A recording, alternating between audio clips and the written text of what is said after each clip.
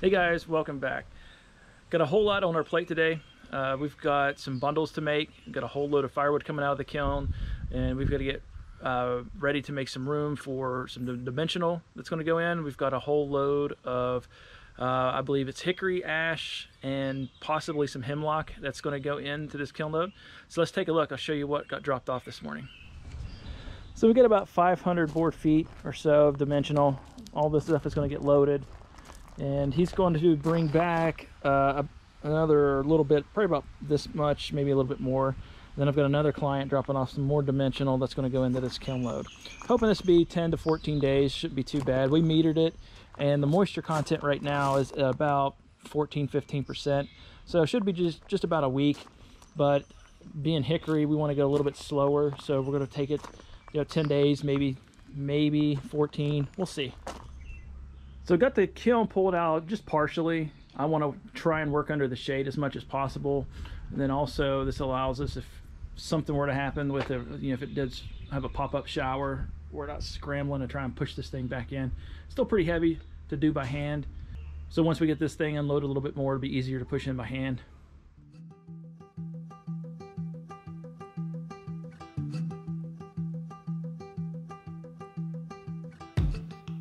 To my card, I know what it costs.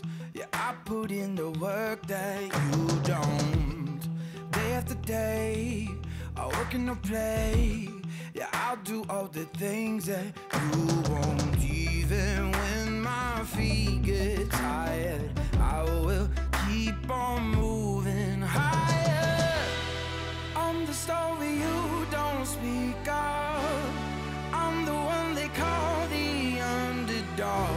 Cause every time the push comes to shove, I'm climbing over you to reach the top. Cause I want everything and nothing at all. Yeah, I want everything and nothing at all. Cause I want everything and nothing, nothing at all.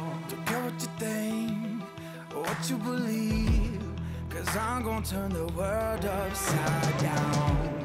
If you want a shot, just step in the ring.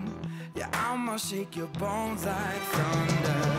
Even when my feet get tired, I will keep on moving higher. I'm the story you don't speak of.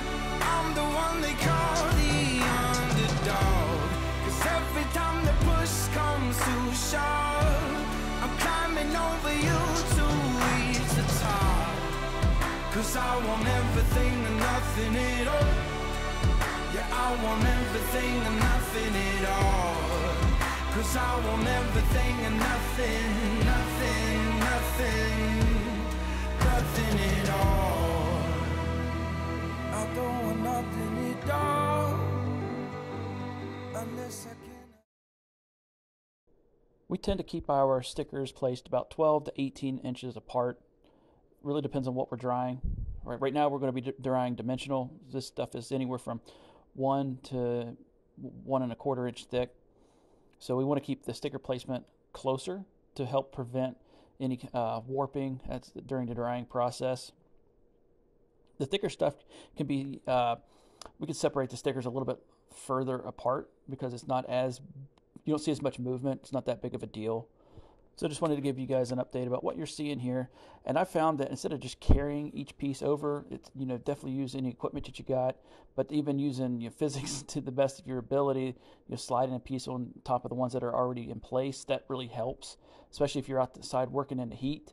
Even though if you have a helper like I've got here, it definitely, you want to use everything that you can. Sometimes we'll use dowel rods for our bigger slabs.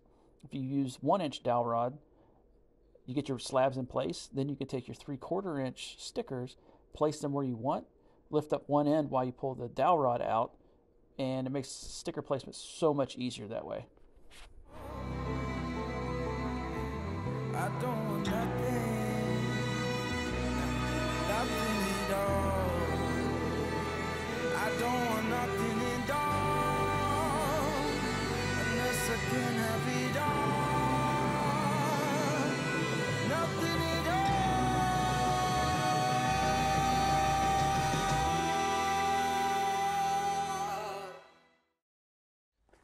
All right, guys, you've heard us talk about baffling before. I wanted to show you an example of why we do it, and this load is going to be a great example of why we have to do it.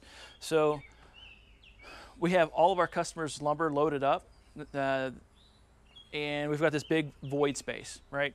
So if we were to go from up and over to create this giant rectangle, we got this massive pocket where air can just flow freely.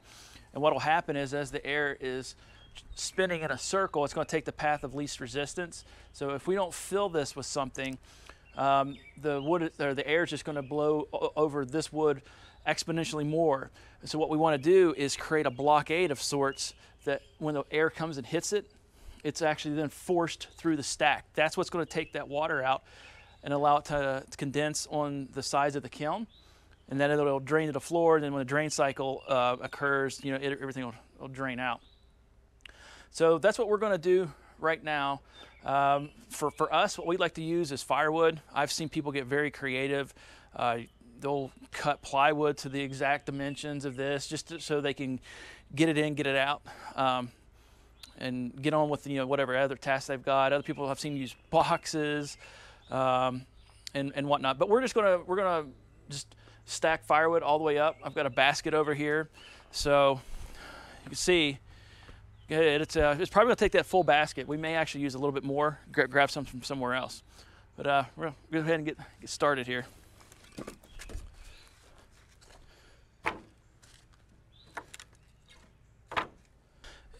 While this is a tedious process, it's not horrible. If you got like a podcast or something like that you like to listen to, it's not a bad way to spend an hour or so of your time. Just really depends on like how much other stuff you've got going on, or if you got kids that are at an age they can help. This is a great task for them. Allow you to get on to do something else. It's kind of like I feel like a lot of people view this like they do sanding. And, a lot of people hate sanding when it comes into woodworking. I personally don't mind it. I don't know, something's kind of cathartic about it. It really just depends on what your thing is, I guess. Whether it's, some people don't like stacking firewood. I don't have a problem with it. One thing you can do, you don't have to like fill up the middle. As long as you can create this wall up the sides, you don't have to, it's okay. I mean, it'll create like little eddies when the water or the air goes through. But I've had decent results both ways. We just have a lot of firewood, so we're gonna stack as high as we can, stack as much as we can.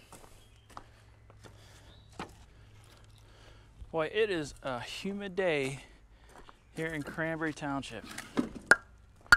Yesterday was a hot day too. I was sweating like crazy, but I was working a lot harder too. And today, just muggy.